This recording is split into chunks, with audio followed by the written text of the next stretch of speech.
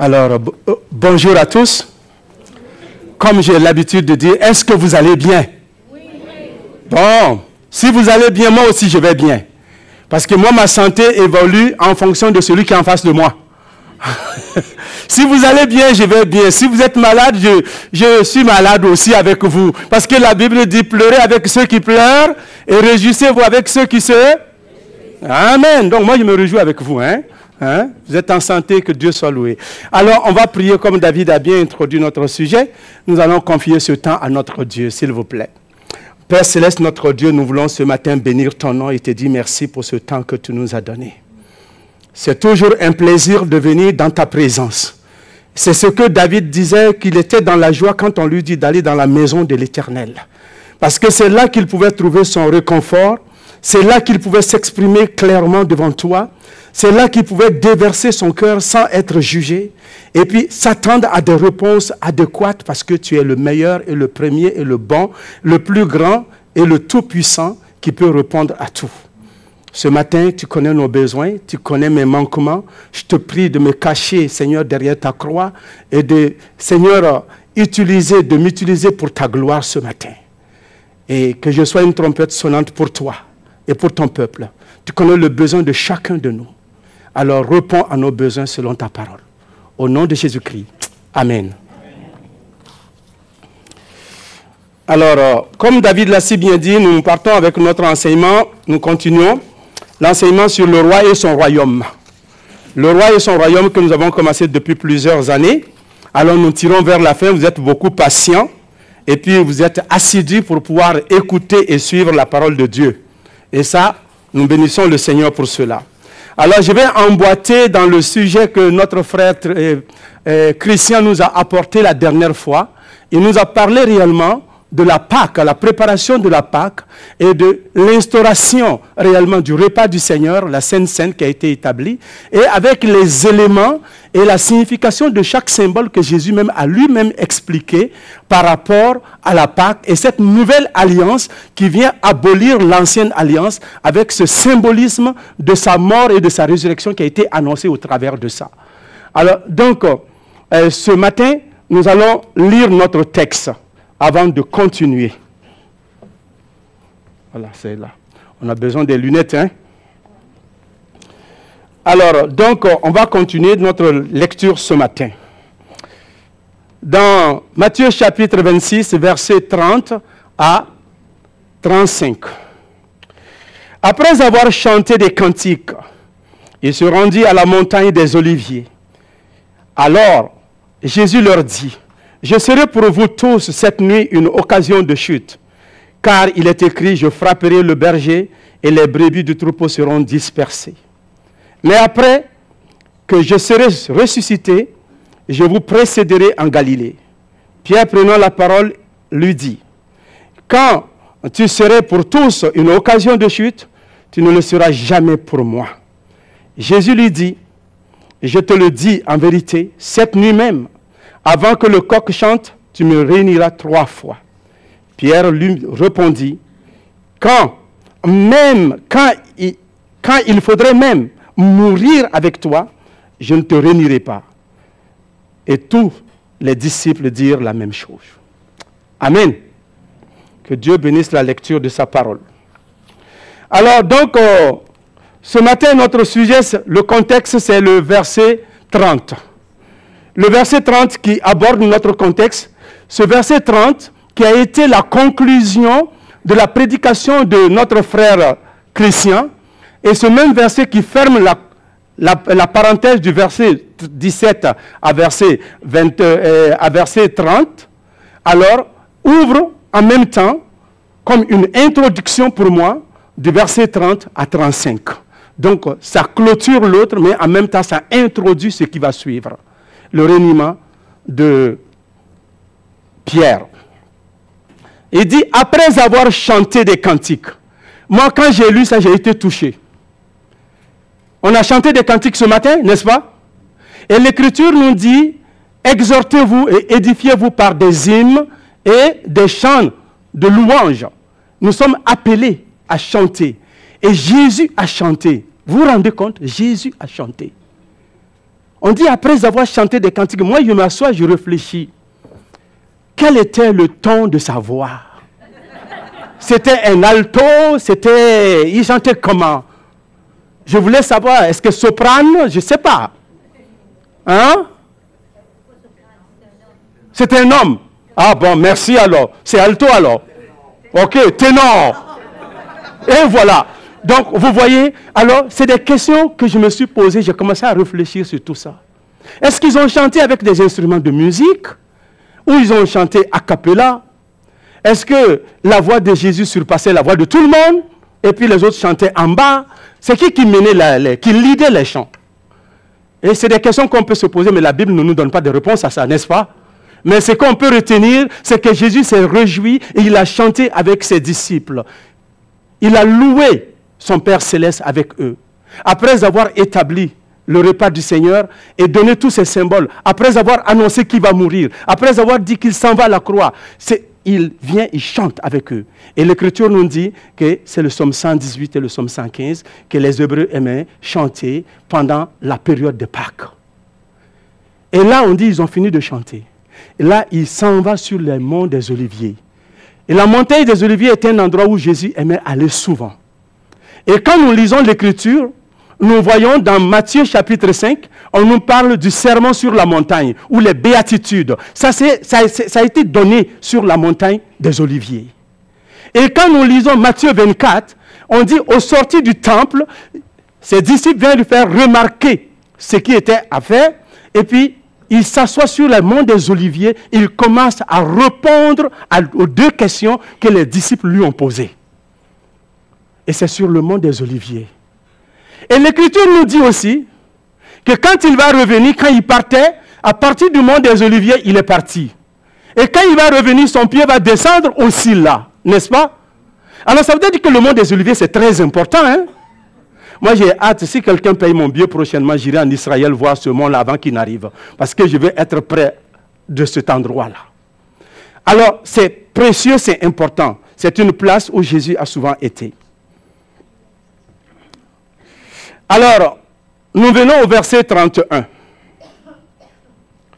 Après avoir chanté, on a lu cela, et au verset 31, on dit, « Alors Jésus leur dit, je serai pour vous tous cette nuit une occasion de chute. Je serai pour vous tous cette nuit une occasion de chute. » Et puis il dit cela, les disciples ne comprennent pas. Il y a un qui dit, « Mais ce n'est pas possible ça. Tu ne le seras jamais pour moi. Mais on va le voir. » Et la question que moi je me suis posée, qu'est-ce que c'est qu'une occasion de chute? Alors, je suis allé regarder, le mot grec utilisé, scandale, nous dit, qui désigne à l'origine une partie d'un piège qui fait tomber. Il est traduit par scandale, par occasion de chute, par embûche. Et, là je continue, une occasion de chute, c'est un scandale, une embûche, une pierre d'achoppement qui a une signification bien plus profonde que celle qu'on lui donne couramment aujourd'hui. Il ne s'agit pas simplement d'un événement choquant ou immoral, mais d'un obstacle spirituel, d'une occasion de chute qui détourne quelqu'un du chemin de Dieu. Donc, quand nous parlons d'une occasion de chute, c'est quelque chose qui va détourner des gens de la vérité de Dieu. Et la suite que j'ai donnée, il dit, en somme, dans la Bible, une occasion de chute est un scandale. Et une occasion de chute ou un scandale est tout ce qui peut pousser quelqu'un à trébucher spirituellement, à se détourner de la vérité ou à tomber dans le péché. Donc, ça arrive que les gens peuvent faire cela aussi. C'est quelque chose qui nous détourne de la vérité. C'est quelque chose spirituellement qui peut nous faire tomber. C'est quelque chose aussi qui peut venir de quelqu'un d'autre. L'action de quelqu'un, les propos de quelqu'un, l'attitude de quelqu'un dans l'église peut faire tomber quelqu'un. Et c'est pourquoi la Bible nous met en garde, faites attention de ne pas être un sujet de scandale pour les frères ou pour des sœurs, n'est-ce pas? L'Écriture nous prévient.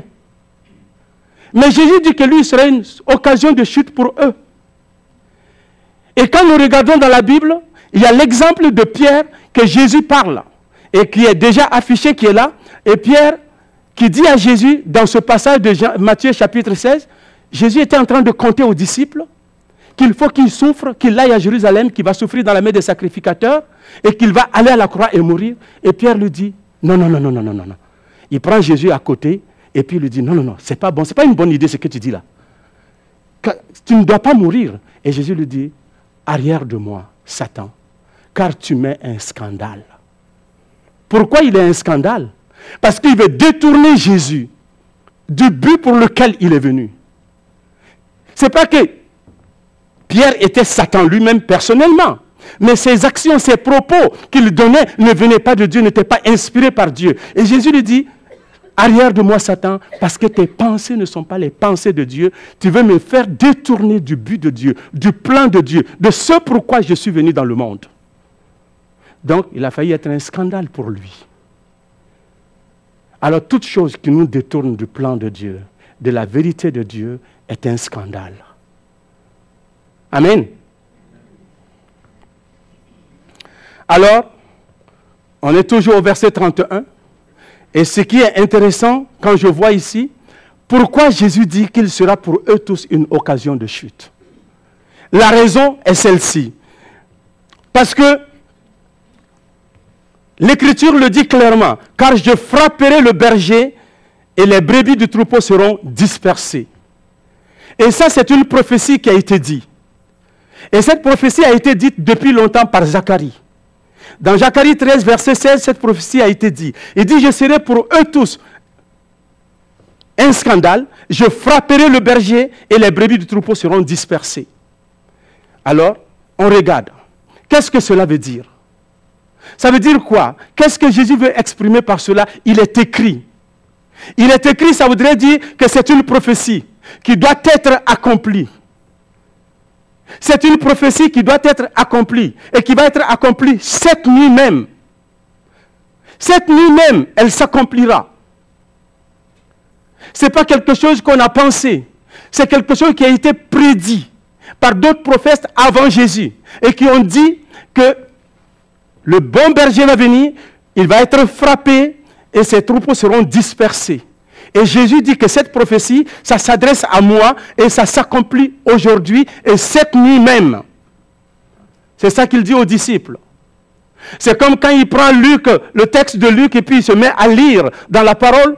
Il dit, le Seigneur m'a oint pour bénir, pour délivrer, pour venir annoncer une année de paix. Et quand il a commencé à lire Luc, il a dit, quand il a fini, il a roulé, le rouleau il a remis, il dit cette prophétie de la parole de Dieu est accomplie aujourd'hui même. Parce que c'était lui. Les gens ont été scandalisés par cela. Alors, donc, ce que cela veut dire pour nous, mais maintenant, comment on dit que ça s'accomplit où? Où cette prophétie est écrite, comme je l'ai dit tantôt dans Zacharie. Et Zacharie le dit, il dit, épée, réveille-toi contre mon berger. Et l'homme qui est mon compagnon, déclare l'Éternel, le maître de l'univers, frappe le berger et les brebis, et que les brebis soient dispersées. Alors, et je porterai la main contre les faibles. Et l'Écriture est claire dessus. Et c'est de cette prophétie-là que Jésus faisait référence, qui est repris dans Matthieu. Je frapperai le berger et le troupeau sera dispersé. Et cela a été dit plus de 1000 ans avant que Jésus n'arrive. Et ça s'est accompli au temps de Jésus. Alors quand nous regardons cela, qu'est-ce que cela nous apprend? Qu'est-ce que cela nous enseigne? Qu'est-ce que nous apprenons au travers de cela? Que les prophéties qui ont été, les prophètes qui ont parlé de la part de Dieu sont vrais. Tous ceux qui ont annoncé, tous les prophètes qui ont parlé de la part de Dieu avant que Jésus n'arrive, avant et pendant et après, ont tous dit la vérité par rapport à Jésus-Christ. Et ce qu'ils ont dit là, c'est la parole de Dieu, c'est vrai et ça va s'accomplir. Et deuxièmement, quand nous regardons cela, cela veut dire que ce berger-là, c'est Jésus lui-même, ça s'accomplit sur Jésus. C'est ce que ce texte nous apprend. Que Zacharie dit, c'est Jésus. Jésus le vrai Messie. Jésus le roi attendu par Israël. Jésus le Fils de Dieu. Jésus qui est annoncé par les prophètes depuis plusieurs milliers d'années. De la Genèse jusqu'à aujourd'hui. Alors, quand nous regardons, à partir de là, nous regardons le verset 32. Le verset 32 nous dit, mais après que je serai ressuscité, je vous précéderai en Galilée. Jésus dit après qu'il sera ressuscité. Et là, ça m'a beaucoup touché de voir que Jésus parle de sa résurrection. Dans ce verset, après que je serai ressuscité, non seulement il prévient les disciples, je serai un scandale pour vous, je serai un moyen qui va faire que vous allez me fuir, que vous allez me renier, que vous ne serez plus avec moi, que vous allez m'abandonner. Non seulement il dit cela, alors il leur dit, après sa résurrection, qu'il les précédera en Galilée. Donc il annonce encore qu'il sera ressuscité. Ça voudrait dire que la mort ne le vaincra pas. Ça voudrait dire que ses ennemis ne domineront pas sur lui. Les ennemis auront le pouvoir sur lui pour un peu de temps, mais pas pour toujours. La résurrection est un espoir. La résurrection, c'est notre espoir. Et quand nous lisons 1 Corinthiens 15, l'apôtre Paul défend la résurrection. Qu'est-ce qu'il dit? Si Christ n'est pas ressuscité, nous sommes encore dans nos... Si Christ n'est pas ressuscité, ceux qui ont cru en lui sont morts en... Alors donc, la résurrection, c'est le fondement de notre foi chrétienne. Attaquer la résurrection, alors c'est nier tout ce que Christ a fait. Si la résurrection n'existe pas, tu n'es pas pardonné. Si la résurrection n'existe pas, alors ceux qui ont cru avant toi ont cru en vain. Si la résurrection n'existe pas, plions nos bagages et rentrons chez nous. Si la résurrection n'existe pas, nous sommes dans un club social et non en train d'adorer le véritable Dieu. Le fondement de notre foi, c'est la résurrection en Jésus-Christ. Christ ressuscité, l'espérance des nations et l'espoir pour tout pécheur qui se répand. Alors il dit, je serai ressuscité et je vous précéderai en Galilée. Et c'est là que vous me verrez. Il prédit sa résurrection, que ça va avoir lieu. Mais c'est là aussi il attend de voir ses disciples après sa résurrection. Alors, dans le verset 28, on voit cela, que nous n'avons pas lu, le chapitre 28, verset 7. Il dit, et allez promptement dire à mes disciples qu'il est ressuscité. Pardon, allez promptement dire à ses disciples qu'il est ressuscité des morts. Et voici, je vous précède en Galilée, et c'est là que vous le verrez. Et cette partie-là, c'est quand Jésus est ressuscité, les femmes sont parties au tombeau pour aller voir. Elles partaient pour pouvoir embaumer le tombeau de Jésus, le corps de Jésus. Et puis l'ange les rencontre et les dit, non, pourquoi cherchez-vous parmi les morts celui qui est vivant? Il n'est pas ici, il est ressuscité. Alors allez-y en Galilée. Et c'est là qu'il vous précède. Comme il avait déjà dit qu'il sera en Galilée, l'ange dit aux femmes, allez-y en Galilée. C'est là qu'il sera. C'est là que vous le verrez. Oh, pourtant, Jésus avait déjà dit ça avant. Alors, l'ange confirme cela. Et après, nous regardons, on dit, dans le verset 10 qui suit, il dit, alors, Jésus leur dit, ne craignez point. Là, maintenant, c'est Jésus qu'ils ont vu. Ne craignez point. Allez dire à mes frères, c'est aux femmes maintenant pour la deuxième fois, allez-y dire à mes frères que... Qu'est-ce qu'il y a? C'est pas moi. Ok, j'ai... Excusez. Alors Jésus leur dit, ne craignez point, allez dire à mes frères de se rendre en Galilée, c'est là qu'ils me verront. Encore deux fois ce même verset. Allez dire à mes frères, c'est là qu'ils me verront. Mais pourquoi en Galilée, si je vous posais la question? Pourquoi en Galilée? Parce que Galilée, c'est la ville où Jésus a commencé son ministère. Galilée, Jésus a commencé tout son ministère, il a travaillé en Galilée. Il a proclamé la parole de Dieu en Galilée pendant longtemps. Galilée, c'est son lieu, on pourrait dire son QG.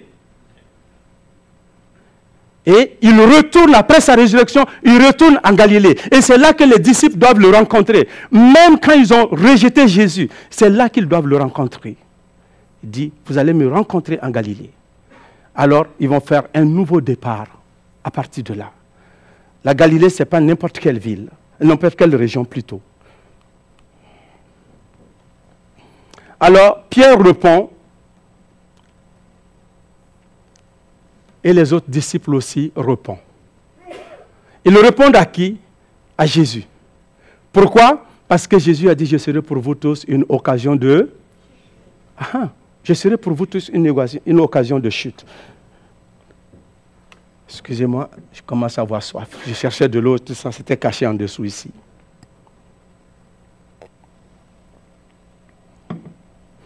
Je serai pour vous tous une occasion de chute.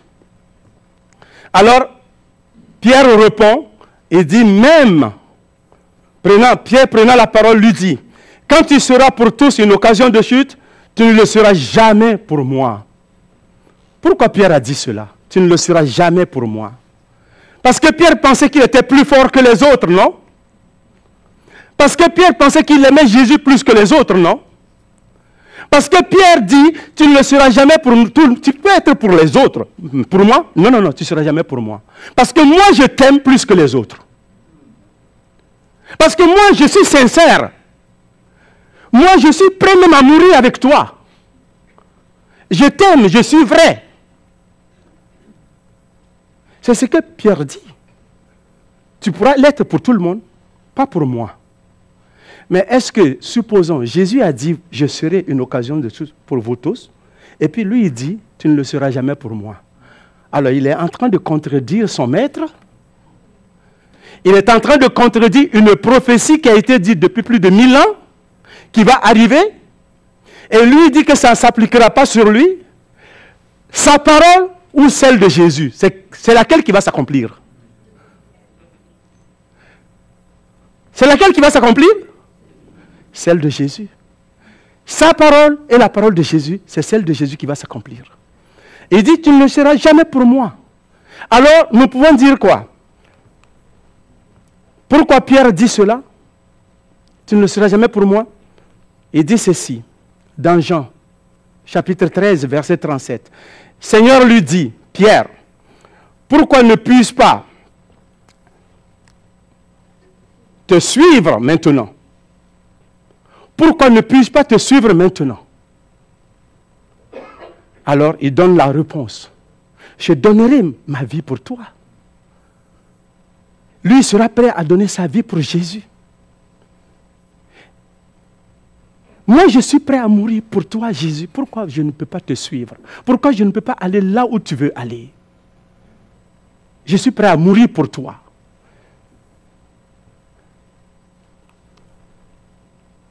Dans le verset 35, les disciples aussi disent, ce n'est pas seulement Pierre seulement qui parle, les disciples aussi disent la même chose.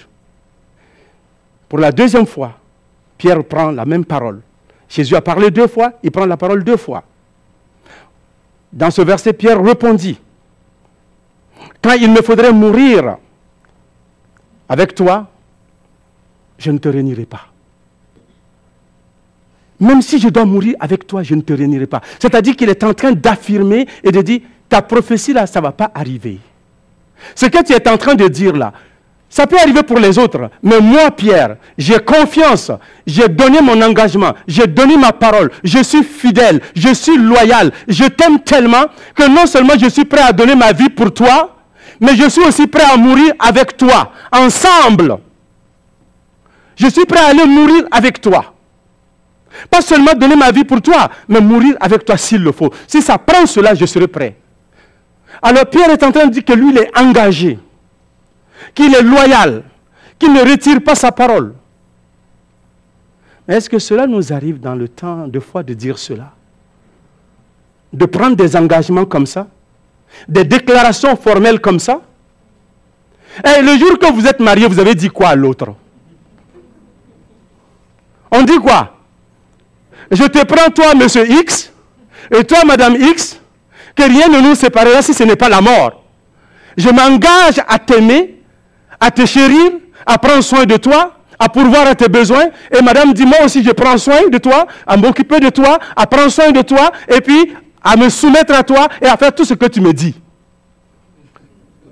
C'est ça, non? Vous n'êtes pas d'accord avec ça? Bon, à faire tout ce que tu dis, sauf me soumettre, c'est ça? Non, non, c'est tout. Quand on aime, on se soumet, on fait tout. Mais on s'engage comme ça. Le jour quand on rentre dans les eaux du baptême, qu'est-ce qu'on fait? On s'engage dans les eaux du baptême en disant, Seigneur, je n'aurai plus d'autre Seigneur dans ma vie que toi. Ma vie sera pour toi. Mes pensées seront pour toi. Mon être sera pour toi. Tout en moi sera pour toi. Il n'y aura pas d'autre personne qui va régner sur moi à part toi, Jésus-Christ. Donc, je m'engage dans les eaux du baptême que tu es mon maître, mon sauveur et mon... Ah, on dirait que ce n'est pas fort, hein? Il y a certains... Jésus est le sauveur de certains, mais il n'est pas le Seigneur de certains. Est-ce que Jésus n'est pas votre Seigneur? Oui. Alors je m'engage, tu es mon sauveur et mon... Ah, mais on commence à comprendre. Sinon, je vais dire à Michel Bouc de remplir le baptistère, on va commencer à baptiser les gens, reprendre à zéro. Alors, donc, nous disons que nous nous engageons. Mais quand des moments difficiles arrivent, qu'est-ce que nous faisons? Celui à qui tu as juré là, que tu ne vas pas quitter là, tu as promis devant le ciel et la terre. Je sais, je ne veux pas rendre personne coupable. Je vais simplement dire que des fois on prend des engagements, on fait des déclarations que nous ne tenons pas toujours. Je sais que dans le cadre du mariage, il y a certains qui ont été victimes de divorce. Ils n'ont jamais voulu divorcer, mais ça leur a été imposé. Je ne parle pas de ceux-là.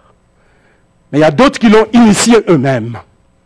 Et ils ont fait quoi de leur engagement? Ils ont fait quoi de cet engagement qu'ils ont pris? Ils l'ont mis où? Pierre aussi s'est engagé. Les disciples sont engagés.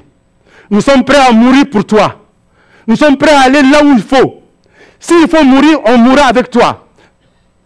On ne t'abandonnera pas. On ne te quittera pas. On sera avec toi. Combien d'entre nous ne tient pas sa parole?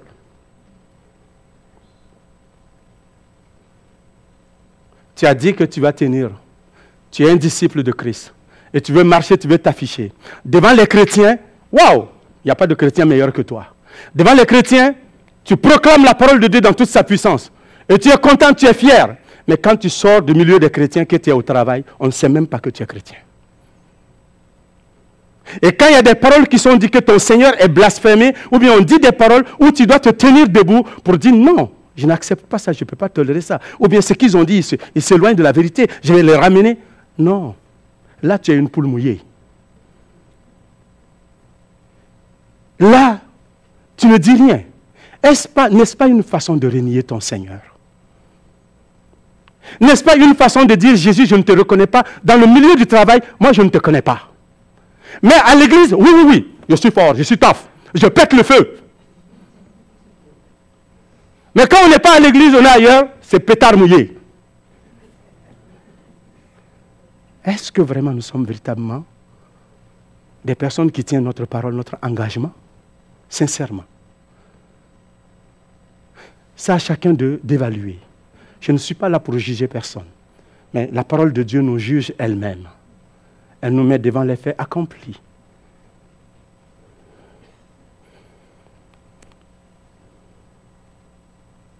Dans le verset 34, Jésus va dire à Jésus va dire à Pierre, en vérité, cette nuit même, avant que le coq ne chante, ou bien avant que le coq chante, tu me... Combien de fois? Tu me réuniras 3 fois. Avant que le coq ne chante, tu me réuniras 3 fois. Et ça, quand moi j'ai lu la Bible pour la première fois, j'ai très bien compris ça. Parce que chez vous, au Canada, ici, vous n'avez pas des coqs qui chantent, hein, mais chez nous, au village là-bas, là, en Afrique, là, il y a des coqs qui chantent encore aujourd'hui, même en 2025. Ils chantent, hein? Et quand on te dit, quand ma mère me dit qu'elle s'est levée au premier chant du coq, ça veut dire que c'est à 1h du matin qu'elle s'est levée. Quand elle me dit qu'elle s'est levée au deuxième chant du coq, ça veut dire que c'est à 3h du matin qu'elle s'est levée. Quelque temps avant qu'on appelle la mosquée pour la prière. Alors quand le coq chante, on sait ce que ça voudrait dire. Dans la nuit. Mais quand le coq chante à midi, on le gorge. Parce qu'il n'a pas le droit de chanter à midi. Lui, on le gorge, on ne le laisse pas. Et c'est vrai ce que je vous dis là. Il n'a pas le droit de chanter à midi. Donc, le deuxième chant, le premier chant du coq, et dans d'autres versions, on dit, avant que le coq ne chante 2 fois, tu me réuniras 3 fois. Et l'apôtre Paul, et je dis l'apôtre Paul, et l'apôtre Pierre a renié le Seigneur, Jésus a dit ça, ça va arriver. Il a prédit. Il a dit d'avance ce qui va arriver.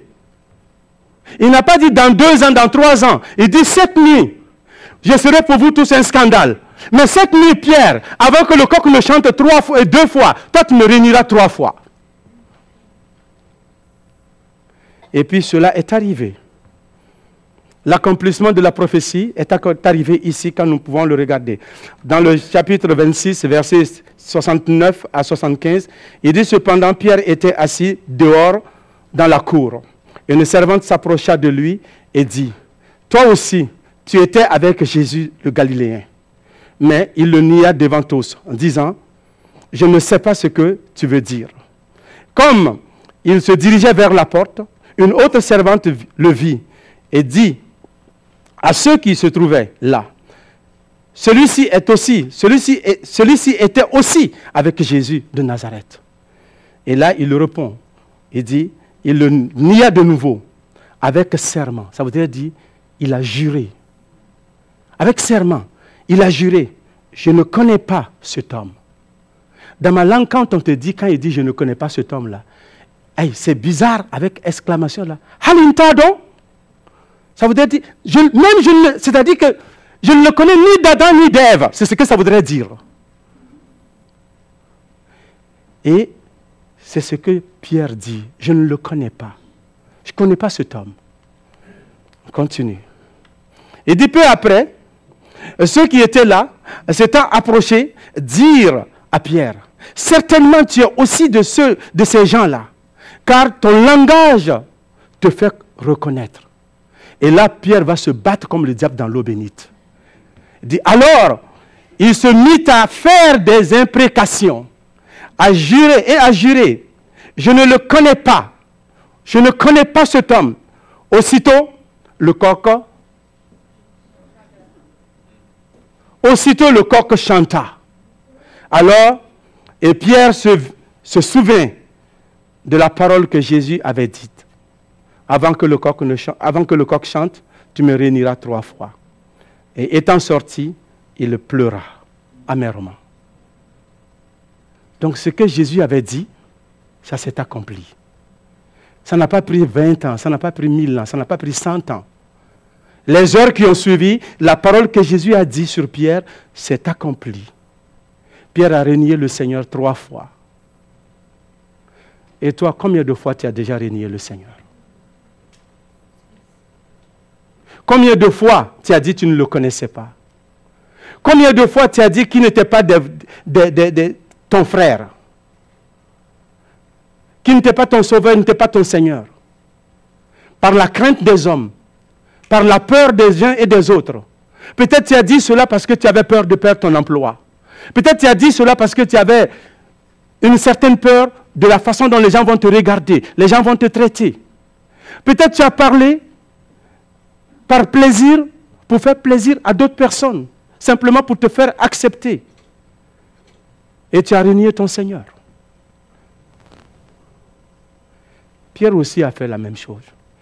Avant que nous lançons des pierres à Pierre, nous devons penser que Pierre nous représente, qu'il est aussi notre reflet dans notre vie de tous les jours. Mais ce que j'aimerais que nous retenions ici, on va regarder ceci. À la lumière de tout ce que nous venons d'entendre, qu'est-ce que tout ce que nous avons entendu là, à la lumière de tout ce que nous venons d'entendre là, je veux savoir qu'est-ce que l'abandon de Jésus par les disciples nous enseigne. Le fait que les disciples ont abandonné Jésus là, ça nous enseigne quoi? Premièrement, ça nous enseigne que nul n'est à l'abri de chute. Nous ne sommes pas à l'abri des chutes, nous pouvons chuter tous. D'un moment à l'autre, une chute peut nous arriver. Et l'Écriture nous dit dans Corinthiens, comme nous venons de le voir, comme ça est devant nous, ainsi donc que celui qui croit être debout prenne garde de tomber. Deuxièmement, quand nous regardons ici, que notre bonne intention et nos belles déclarations seulement ne suffisent pas pour dire que nous sommes attachés à Christ. C'est seulement à travers les épreuves et les difficultés que notre attitude démontrera la solidité de notre foi et de notre fidélité et de notre engagement à Christ. Ce n'est pas les belles déclarations que nous faisons. Ce n'est pas les belles paroles que nous disons aux gens. C'est quand les épreuves vont arriver, l'épreuve va sonder la solidité de notre foi. Parce que quand l'épreuve est arrivée et quand ils sont venus arrêter Jésus, les disciples ont tous dédalé. Ils ont tous fui. Jésus s'est ramassé seul. Alors l'épreuve a montré qu'ils ont fait des belles déclarations, mais à la réalité, ils n'étaient pas là. Quand le moment est venu, ils n'étaient pas là. Ils n'ont pas pu soutenir, ils n'ont pas pu confirmer la parole qu'ils ont dit. Même s'il faut mourir pour toi, je vais mourir et je suis prêt à mourir avec toi. Et quand les hommes vous disent « je vous aime », qu'il y a la mort seulement qui nous sépare, ou bien quand la femme te dit ça, c'est une belle parole. J'ai célébré tellement de mariages, ici et en Afrique, que des fois je me pose des questions si on doit continuer de célébrer des mariages. Parce qu'il y a des gens qui promettent et puis ne le font pas. Mais ce n'est pas nous les célébrants qui garantissons leur foyer, c'est eux leur parole qui les engage. C'est pourquoi nous pouvons continuer de célébrer des mariages. Quand tu vas savoir que ton mari la tient parole, c'est quand ça va chauffer dans le foyer. Quand il n'y aura plus de job, qu'il a perdu sa job, c'est là que tu vas savoir si ta femme la t'aime là. Si elle t'aime pour ce que tu es ou bien elle aime ta poche. Tu vas savoir si ta femme t'aime. Quand tu n'as plus de plaquettes de chocolat et que le ventre est devenu comme ça, et que tu grattes ton nombril là-bas, et qu'elle continue de t'aimer et qu'elle reste avec toi, là tu sais qu'elle t'aime. C'est là, quand les vraies choses vont arriver. Tu vas savoir que ton mari t'aime. Quand, en dépit de tout ça, ta jeunesse est partie. Ton corps n'est plus comme avant. Tu as perdu tout. Il y a des traits sur ta bédaine partout. Et des Michelin autour. Et que le monsieur continue de dire, chérie, tu es belle, je t'aime toujours. Que même avec les Michelin autour de ta taille, c'est la preuve de ton amour pour moi. Et que tu t'es investi pour ma famille, que tu t'es investi pour nous, et tu as fait des enfants qui ont déformé ton corps, mais je t'aime, parce que plus je te vois, j'apprécie cela. Le sacrifice que tu fais pour moi et ma famille. Tu mets ta vie en péril pour nous. C'est là que tu sais que cet homme-là t'aime. Alors qui va tenir promesse? Nos belles promesses, s'il vous plaît, nous devons tout faire pour que ça tienne. Mais est-ce que ça peut tenir comment? Je veux que nous regardions cela, ça avec Stéphane que j'ai eu ça. Merci Stéphane. Et ça, c'est très très intéressant pour nous amener à réfléchir. L'homme le plus sage de la Bible a sombré dans le péché sexuel. L'homme le plus fort de la Bible a sombré dans le péché sexuel. L'homme le plus pieux de la Bible a sombré dans le péché sexuel.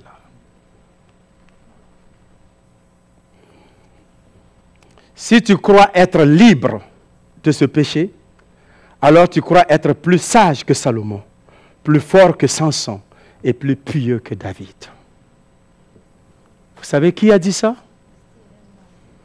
Steven Lawson. Vous savez c'est qui cet homme? C'est un de nos frères, très important dans l'église de John MacArthur. Nous ne savons pas quand il a écrit cela, mais malheureusement, le frère est tombé plus tard dans un péché sexuel. Un grand homme de Dieu. Est-ce qu'il a dit ça avant ou il a dit ça après? Nous ne le savons pas. Comme quoi, personne n'est assez trop grand pour dire qu'il ne peut pas chuter un jour. Nous pouvons lancer des pierres à Pierre, des roches à Pierre, pour dire qu'il est comme ci, il est comme ça. Mais nous-mêmes, nous devons penser à nous. Que celui qui pense être debout prenne garde de ne pas. Je vais bénir Dieu que l'histoire de Pierre ne se termine pas comme ça. L'histoire de Pierre ne se termine pas comme ça. Je me réjouis de cela. Que l'histoire de Pierre et des disciples ne finit pas sur une mauvaise note. Et qu'est-ce qui se passe? Quand Pierre a été restauré, il a pleuré, il s'est repenti. Voilà ce que Dieu va faire avec cet homme-là. Dieu lui confie ses brebis. Pierre s'est repenti, Dieu lui dit, Pierre, m'aimes-tu? Oui, paie mes troupeaux. Il lui confie ses brebis. Et qu'est-ce qu'il fait encore? Et l'un des premiers qui a vu Jésus ressuscité après les femmes, c'est Pierre. Il a eu le privilège de voir Jésus ressuscité. Et il a couru au tombeau pour aller voir. L'une des personnes qui a vu Jésus à la repentance, après sa repentance, sa restauration, le jour de la Pentecôte, Pierre rempli du Saint-Esprit, il a prêché à Jérusalem et 3000 personnes sont venues à Jésus, à Dieu. Et il s'est ajouté à l'église. 3000 personnes sont converties. Ce monsieur qui a fui, qui a dit qu'il ne connaît pas Jésus, qui a fui devant 3 servantes, qui lui ont dit, hey, toi aussi tu fais partie. Non, je ne le connais pas. Toi aussi, non, toi, il a fui. Mais voilà, le jour de la Pentecôte, rempli du Saint-Esprit, il peut se tenir debout, les pieds fermes, pour prêcher la vérité de Dieu sans trembler. Pourquoi? Parce que l'Esprit de Dieu a été en lui. Jésus leur dit, attendez-moi à Galilée. Restez à Jérusalem plutôt. Attendez-moi jusqu'à ce que vous recevez la promesse du Père. Car vous recevrez une puissance. Le Saint-Esprit survenant sur vous. Vous serez mes témoins à Jérusalem, dans la Judée, dans la Samarie et jusqu'aux extrémités de la... Alors ça voudrait dire que nous ne pouvons pas prêcher la parole de Dieu sans la puissance de l'Esprit de Dieu en nous. C'est pourquoi ils devaient attendre le Saint-Esprit à Jérusalem. Et quand ils ont reçu le Saint-Esprit, Pierre n'était plus la même personne. Les autres apôtres n'étaient plus la même personne. Ils se sont tenus debout. Devant l'adversité, ils pouvaient parler. Devant vent et marée, ils pouvaient proclamer la vérité de Dieu. Ils sont prêts à mourir. Et là, plus tard, Pierre va mourir pour Jésus-Christ. Il avait dit que je vais mourir pour toi, il n'a pas pu mourir pour lui. Mais à la fin de la vie de Pierre, Pierre est mort, renversé, la tête en bas et les jambes en l'air, parce qu'il a dit, je ne veux pas mourir comme mon maître. Crucifiez-moi la tête en bas et les pieds en haut. C'est ce que Pierre a été. La puissance de la présence de Dieu en nous. Nous voulons des fois marcher pour Dieu par la chair et le sang. La chair et le sang ne peuvent pas faire la volonté de Dieu. Notre propre force physique ne peut pas nous aider à dominer, à vaincre nos ennemis, à tenir dans les épreuves. Mais ça prend la puissance de Dieu en nous. Le Saint-Esprit de Dieu en nous fait de nous de nouvelles créatures, de nouvelles personnes, de bons évangélistes et de bons serviteurs. Et c'est ce que l'apôtre Pierre a été. Avec tous les autres. Non seulement il a prêché l'évangile, il a aussi pris courage. Il a prêché devant le Sanhédrin, refusant de cesser d'annoncer, malgré les menaces qu'on a fait contre lui. On les a mis en prison, ils ont chanté, les portes ont sauté. Les verrous des portes ont sauté. Ce monsieur qui fuyait devant une femme, voilà, il devient un héros de la foi. Et il parle avec conviction. Non seulement cela, il ne s'est pas limité à cela. Il s'est rendu chez le centurion. Il s'est rendu chez Corneille pour parler. Un homme de militaire, il va aller le voir pour proclamer la parole de Dieu, l'évangile. Et cet homme va se donner à Dieu. La première fois où la parole de Dieu est annoncée aux non-juifs, c'est Pierre qui ouvre la porte, qui inaugure ce chemin pour eux. À la suite du ministère de Pierre, nous pouvons voir, à la suite du ministère de Pierre, Pierre devient le principal leader de l'église naissante, jouant un rôle pivot dans les décisions à Jérusalem, plus principalement. Et dans le concile de Jérusalem, Pierre était un des piliers qui a bien joué son rôle. À tel point que l'église catholique dit que Pierre est le premier pape. Mais nous ne croyons pas à cela.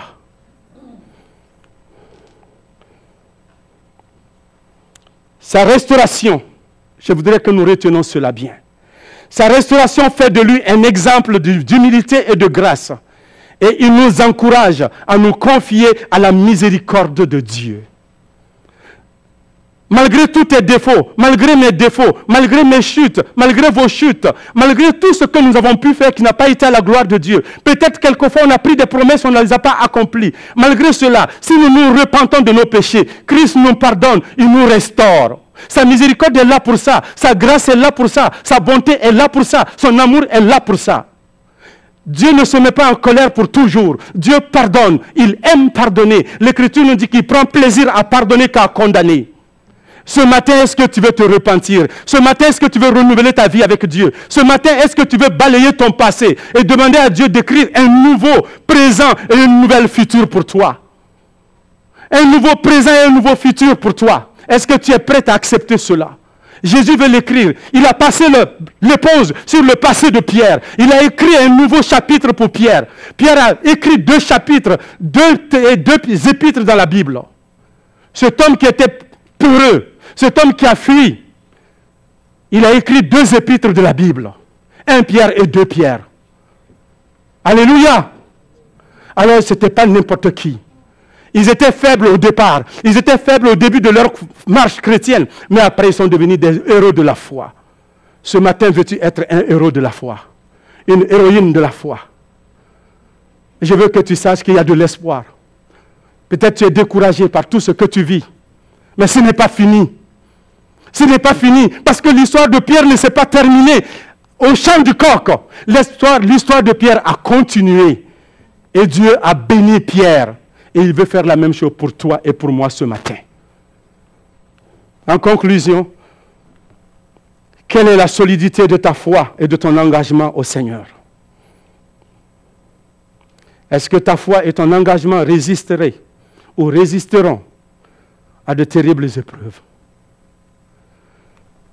Romains, chapitre 12, verset 3. Par la grâce qui m'a été donnée, je te dis, qui m'a été donnée, je dis à chacun de vous, je suis tellement pressé, je dis à chacun de vous de n'avoir pas de lui-même une trop haute opinion, mais revêtir des sentiments de modestie selon la mesure de foi que Dieu déploie à chacun. C'est important. Ne pas avoir une haute opinion de nous-mêmes. Pierre a eu une haute opinion de lui-même. L'opinion qu'il a eue de lui-même, c'était de croire qu'il était capable de se défendre, de ne pas abandonner Jésus, de rester à Jésus attaché avec ses propres forces à lui. Mais il a appris à ses dépens que ce n'est pas vrai. Que la chair et le sang ne peuvent pas satisfaire la volonté de Dieu. Dans Jean chapitre 15, Jésus nous dit, verset 5, « Si vous demeurez en moi, si vous demeurez en moi, et voilà, si vous demeurez en moi et que mes paroles demeurent en vous, demandez tout ce que vous voudrez, cela vous serait accordé. » Et il va plus loin, il dit, « Car sans moi, vous n'êtes rien. Si vous ne demeurez en moi, car sans moi, vous n'êtes rien. » Pierre voulait marcher avec Dieu par sa propre force. Il n'était rien. Mais quand il s'est laissé diriger par Dieu, quand il a demandé pardon à Dieu, alors il a été une autre personne. Ce matin, mon frère, ma soeur, on va prier. Dieu t'appelle. Pense à cela. Ne meurs pas dans ton péché. Ne laisse pas le passé détruire ton avenir.